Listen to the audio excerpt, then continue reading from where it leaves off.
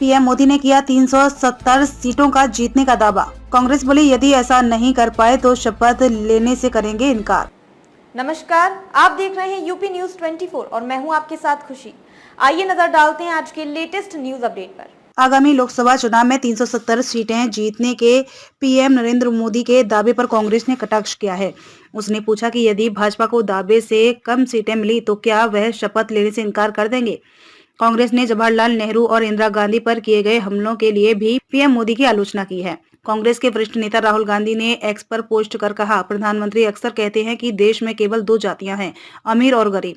लेकिन सोमवार को संसद में उन्होंने स्वयं को सबसे बड़ा ओबीसी बताया है। कहा कि किसी को छोटा और किसी को बड़ा समझने की इस मानसिकता को बदलना जरूरी है। ओबीसी हो, दलित हो या आदिवासी, बिना गिनती के उन्हें आर्थिक और सामाजिक न्याय नहीं दिलाया जा सकता। आखिर पीएम मोदी जाति आधारित गणना से क्यों डरते हैं? राहुल गांधी। पीएम मोदी लगातार इधर उधर की बातें करते हैं, आखिर वह जाति आधारित गणना से क्यों डरते हैं?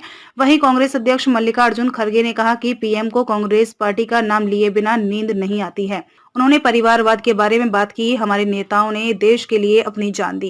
उन्होंने एक्स पर पोस्ट कर कहा, मैं पीएम मोदी से पूछना चाहता हूं कि आपकी पार्टी के कितने लोगों ने देश की आजादी, एकता और अखंडता के लिए अपनी जान दी है। जबकि कांग्रेस महासचिव केसी वेणुगोपाल ने कहा कि स्वयं को सबसे बड़ा ओबीसी बताकर पीएम मोदी ने केंद्र सरकार सहित सभी क्षेत्रों में ओबीसी के पूर्ण रूप से कम प्रतिनिधित्व की कड़वी सच्चाई को खारिज करने के अलावा कुछ नहीं किया।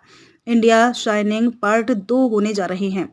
कांग्रेस सांसद मणिकम टैगोर ने पूछा कि यदि उनकी पार्टी चुनाव में 370 सीटों का आंकड़ा हासिल नहीं कर पाई तो क्या वह शपथ नहीं लेंगे? भाजपा का इस तरह का सपना हमेशा विफल रहा है।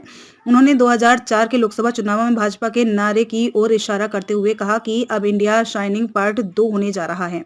कांग्रेस महासचिव जयराम रमेश ने कहा कि देश के युवा कह रहे हैं कि मोदी का सोमवार को संसद में बतौर पीएम आखिरी भाषण था। बाय बाय मोदी नंबर 1 पर ट्वीट कर रहा है।